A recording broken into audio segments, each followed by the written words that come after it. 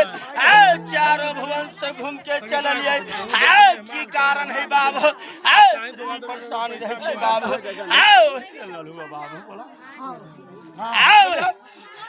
यदि ठीक हो जाए तो देवता माई गहल के की दंड आगे साल पूजा कर बोला भैया नहीं लगी आगे जो सवाज लगा सवाज लगे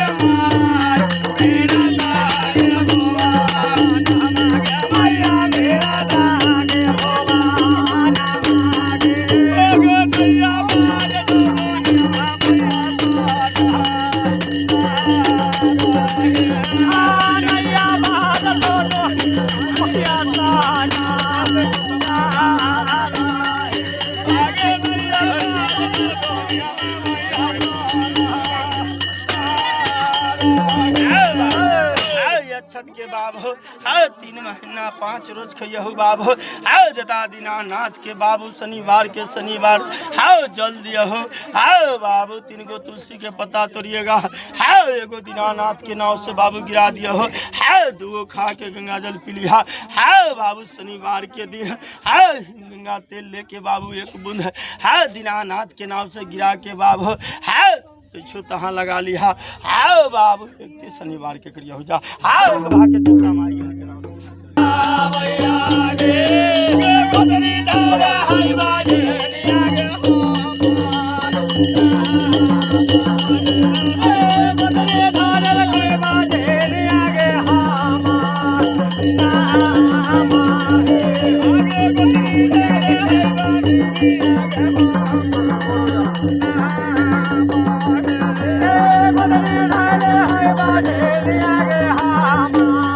Yeah.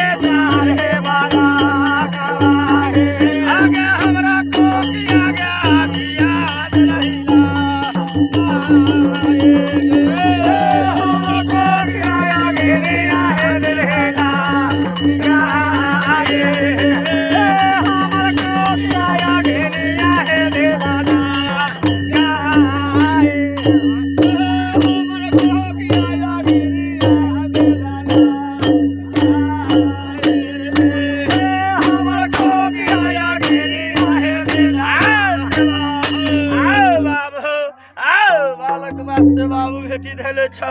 आओ बाबू कहा छो आओ हो मालिक आओ चारों भुवन से बाबू आओ रूम हम के चले लिए आओ की कारण हो गए आओ बाबू बालक के वास्ते भेटी देले छो बोला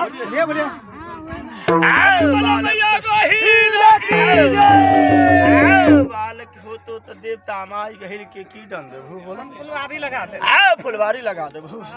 आओ बाबू धरा छत बाबू आओ कुछ दिन के परेशानी हो बाबू आओ दाई दुश्मन के बाबू फेरा नहीं हो आओ बाबू डॉक्टर से देखबई हो बाबू आओ के कारण ना हो छो बाबू आओ 3 साल के अंदर में यदि बालक हो तो देवता माई गहिल के डाली दे देबू आओ बाबू आओ एक भाग के देवता माई गहिल के नाव से बाबू पेटी बक्सा में बांध के रख दियो आओ एक भाग के बाबू आओ छत के बाबू दोनों आदमी आओ 12 महीना में आओ 12 सोमवार के आओ नया चूल्हा में आओ नया खोरा में आओ गाय के दूध में आओ तस्मई बना के आओ दोनों आदमी सह के आओ 12:10 पर बाबू खा जाइए आओ तेसर आदमी के न दियो आओ एक भाग छत के बाबू आओ देवता माई गहिल के नाव से बाबू बांध के रख दिया हो आओ अगना में रोपिएगा तुलसी के पेड़ आओ 1.25 महीना बाबू तुलसी पर जल दिया हो आओ बाबू बासदो पर तू जल दिया हो बाबू आओ मीठा सामान बाबू बासदो पर चढ़िया हो आओ देवता माई गहिल में शक्ति हो तो आओ 3 साल के अंदर में यदि बालक हो तो आओ तो देवता माई गहिल के बाबू डाली दिया हो आओ यदि देवता गहिल में अंश का बालक घट जाए तो बाबू आओ बालक नहीं हो तो आओ जिंदगी में कभी ना लिहाजा बोले मैया गहिल की